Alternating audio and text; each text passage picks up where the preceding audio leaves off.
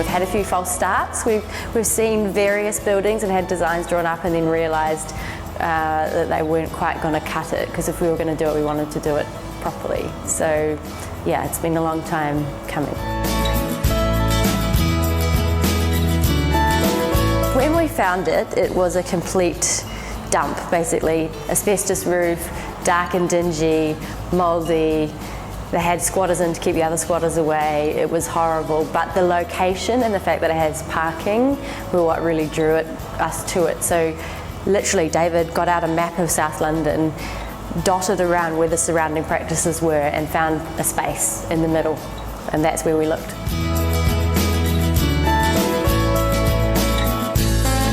The first challenge was getting the building itself, so the purchase process was very long and drawn out, and we were obviously trying to hire staff and trying to organise the renovations, yet we had a very uncertain date of when we would take over, so that was obviously quite stressful. The build itself, the main challenge, apart from having to renovate something decrepit and horrible into something bright and beautiful and new, was the very short time frame, because we only actually got possession of the building on the 1st of January 2017, and we had set ourselves the opening date of the 10th of April. So we literally had 3 months to completely transform the space. We had to rip the whole roof off, we had to repave the driveway, we had to gut the building and completely start again. So it was down to the wire. I think the skylights went in the week before we opened. Like it was stressful at times. The flow of the practice and the client's journey to the practice, and obviously our patient's journey through the practice, and the staff's experience in the practice was super, super important in the design. And it starts just right from the fact that we have a driveway. So the client journey starts being able to pull up to the door. We have a turning circle in the driveway so we can make it easy for them to get outside the property once they've finished with us. And for obviously a country practice, that's not a novelty, but in central London, having sufficient parking, it's a precious commodity. So that's why we were so staunch on having to find parking, and that's why it took us so long to find the right building. Species-specific journeys were an important part of our thought process in the internal design. So we mapped out the client and animal experience. So it's different for a cat, it's different for a dog, it's different for an exotic. The idea being to make it as stress-free for the animal and the owner as possible. So from the second they walk in to the surgery, the cats have a linear journey.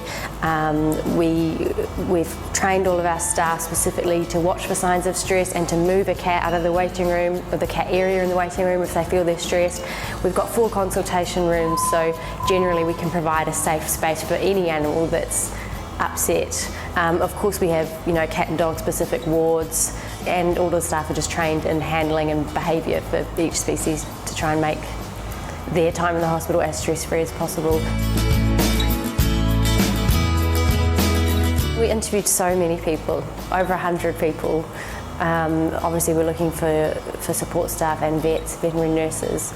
The most important thing to emphasise from day one is we want people who have a collaborative approach to life and to veterinary medicine as well, so people who are happy to talk to their colleagues as an equal. We have a non-hierarchical practice. The nurses don't go out and buy the milk, the nurses don't do the dishes, everybody participates equally in the sort of housekeeping side of the staff family. So we really want people who are emotionally intelligent and happy to work in a collaborative way, people who are aware that none of us are ever as good as we're going to be, and that we always want to keep learning. And I think if you have those 2 qualities in staff, emotional intelligence and an openness, then you're going to be able to assemble a great team. And we are so lucky with the team we've got here. They're all just such wonderful human beings, and the clients get that. I love the space, and I think every member of the team loves the space. We're super proud of it, and we're always taking people on tours, be they potential employees or clients. Like I said, we don't have a closed door policy. We're really happy to take any client who's interested, or any passerby in the neighbourhood. We've had a few people who've just lived in the neighbourhood for years and may not have a pet. They're just interested, and we're so proud of the space and so happy in it. We really like it here.